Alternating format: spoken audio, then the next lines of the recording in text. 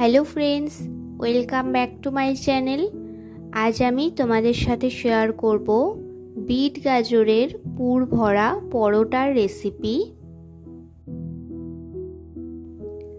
তো রেসিপিটা শুরু করার জন্য সবার প্রথমে এখানে আমি একটি পাত্রে নিয়ে নিয়েছি দুটি বড় সাইজের গাজর ও দুটি বিট। এগুলিকে আমি ছোট ছোট টুকরো করে কেটে পরিষ্কার করে জলে ধুয়ে নিয়েছি আর নিয়েছি দুটি কাঁচা লঙ্কা। এবার এই বিট, গাজর ও কাঁচা লঙ্কাটা আমি মিক্সার গ্রাইন্ডারে একটু পেস্ট করে নেব। এর মধ্যে কোনো রকম জল না দিয়ে ফাইন পেস্ট তৈরি করে নিতে হবে। তোমরা চাইলে গাজর ও বিটটাকে ভালোভাবে গ্রেট করেও নিতে পারো। তো এখানে আমি বিট গাজরটাকে ভালোভাবেই পেস্ট করে নিয়েছি। এবার পরের স্টেপে চলে যাব।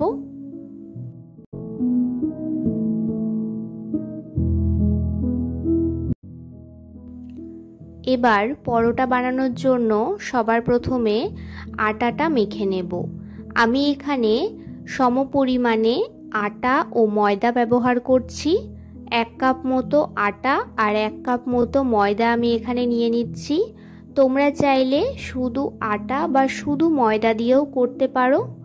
এবার এর মধ্যে আমি দিয়ে দেব স্বাদ মতো নুন, অল্প পরিমাণে দিয়ে দেব জোয়ান আর দিয়ে দেব 1 চামচের মতো সাদা তেল। এবার সব উপকরণগুলোকে খুব ভালোভাবে একটু মেখে নেব।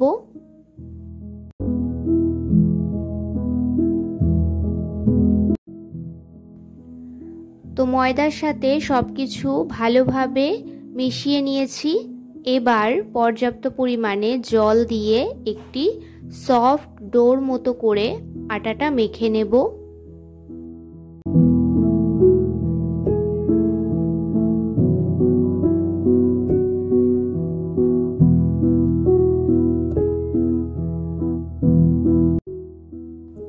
তো এখানে আমার পরোটার জন্য ময়দার ডোটা মেখে নেওয়া হয়ে গেছে। এবার এর মধ্যে অল্প তেল মাখিয়ে আমি এটা রেস্টে রেখে দেব প্রায় 30 মিনিটের মতো। ততক্ষণে আমরা পরোটার জন্য পুরটা তৈরি করে নেব।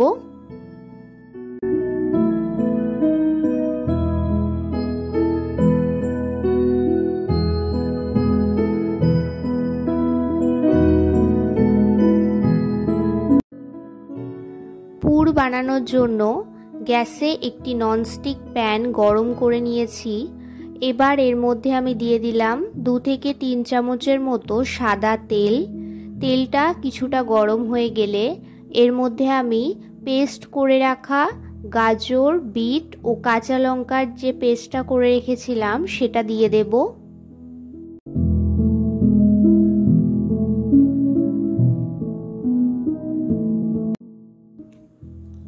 তো গ্যাসের ফ্লেমটা মিডিয়ামে রেখে এর মধ্যে এক এক করে বাকি উপকরণগুলো দিয়ে দেব।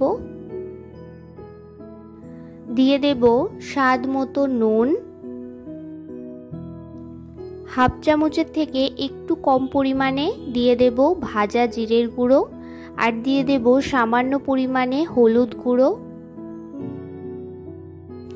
এবার সব উপকরণের সাথে ভালোভাবে সবকিছু মিশিয়ে এই পুরটাকে তৈরি করে নেব।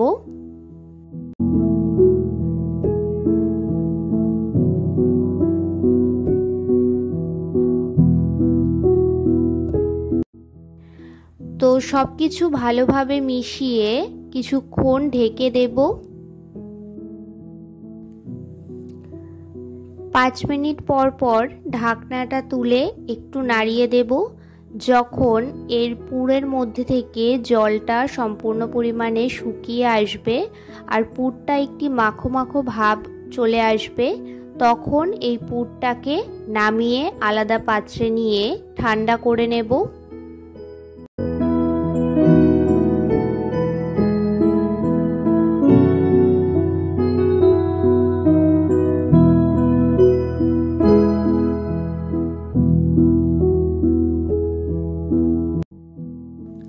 তো এখানে বিট গাজরের পুরটা একদম তৈরি হয়ে গেছে।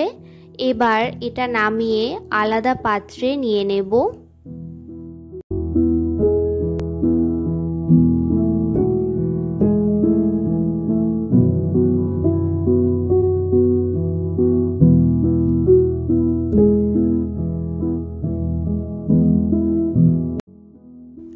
এখানে আমি পরোটার জন্য ময়দাটা মেখে প্রায় 30 মিনিটের মতো রেখে দিয়েছিলাম। এবার এর মধ্যে থেকে পরোটার জন্য লেচি কেটে নেব।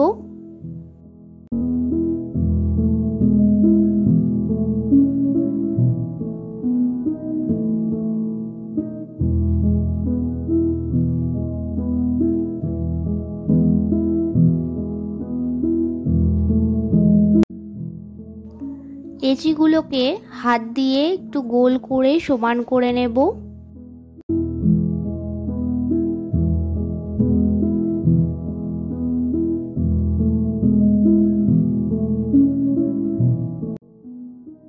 তো এখানে পরোটার পুরটাও ঠান্ডা হয়ে গেছে। এবার এই লেচির মধ্যে বাটির মতো করে এই পুরটাকে এর মধ্যে দিয়ে দেব। হাতের সাহায্যে হালকা একটু প্রেসার দিয়ে গোল গোল করে ঘুরিয়ে মাঝখানে একটি বাটির মতো আকার করে নেব।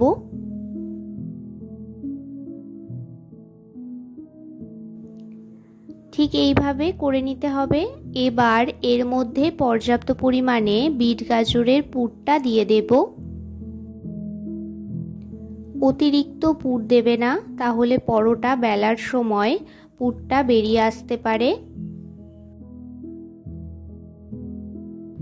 পুরটা এর মধ্যে দিয়ে খুব ভালোভাবে লেচির মুখটা বন্ধ করে দেব।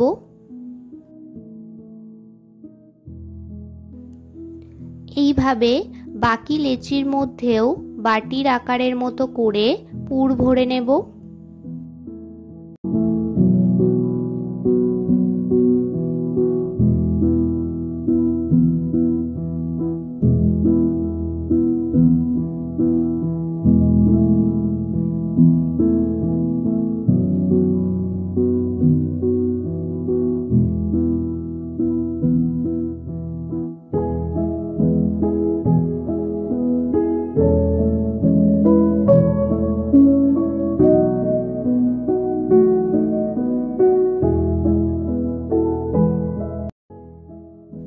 তো এখানে আমার সবকটি লেচির মধ্যেই পুর ভরে নেওয়া হয়ে গেছে। এবার হাত দিয়ে একটু চেপে দেব আর অল্প অল্প করে তেল দিয়ে আলতোভাবে বেলে নেব। খুব বেশি প্রেসার দিয়ে বেলা যাবে না, খুব হালকা হাতে এই রুটিগুলো বেলে নেব।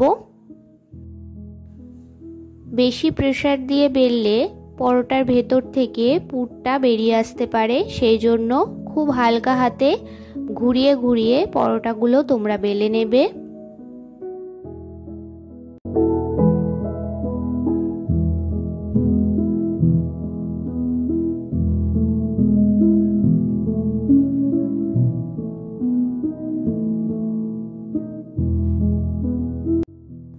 তো এখানে আমার একটি পরোটা বেলে নেওয়া হয়ে গেছে।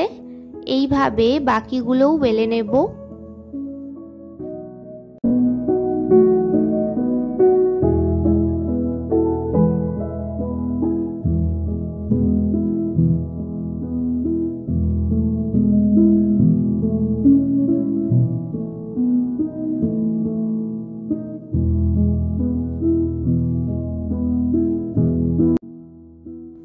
সবকটি পরোটা এখানে বেলে নেওয়া হয়ে গেছে। এবার এগুলিকে এক এক করে ভেজে নেব।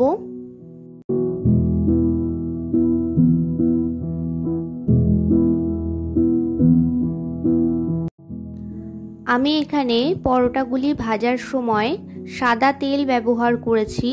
তোমরা চাইলে তেলের পরিবর্তে বাটার বা ঘিও ব্যবহার করতে পারো।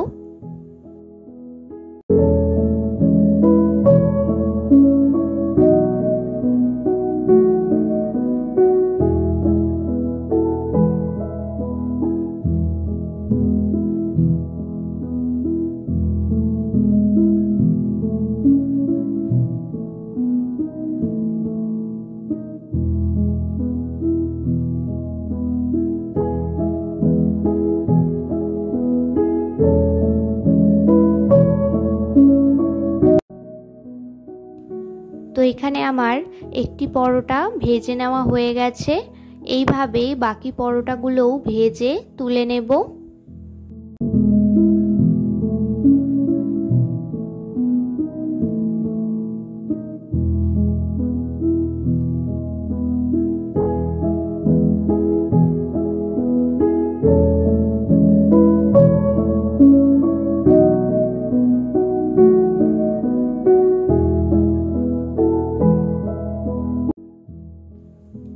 তো পরোটাগুলি ভেজে তুলে নেওয়ার পর তোমাদের আমি দেখিয়ে দেব পরোটার ভেতরে বিট গাজরের পুরটা কত সুন্দরভাবে স্প্রেড হয়ে গেছে, আর পরোটার ভেতর থেকে পুরটা একটুও বেরিয়ে আসেনি। তোমরাও বাড়িতে এইভাবেই বিট গাজরের পুর দিয়ে পরোটা বানিয়ে ফেলতে পারো। তো এই রেসিপিটি তোমাদের কেমন লাগলো আমাকে অবশ্যই কমেন্টে জানিও।